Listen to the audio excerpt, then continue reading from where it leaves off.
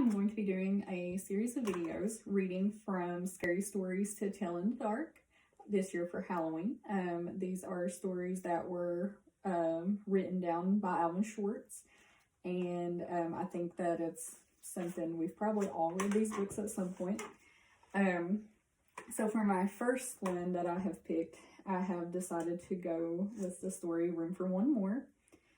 This story is about a man foreseeing his death.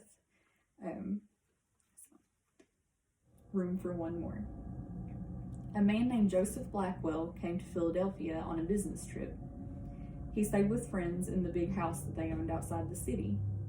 That night, they had a good time visiting, but when Blackwell went to bed, he tossed and turned and couldn't sleep.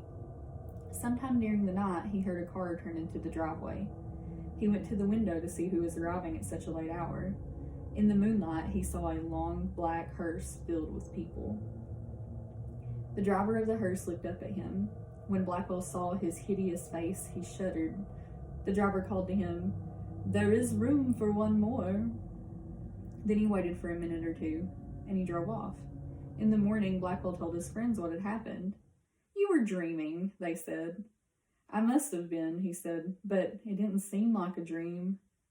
After breakfast, he went into Philadelphia. He spent the day high above the city in one of the new office buildings there. Late in the afternoon, he was waiting for an elevator to take him back down to the street. But when it arrived, it was very crowded. One of the passengers looked out and called to him, "There is room for one more," he said.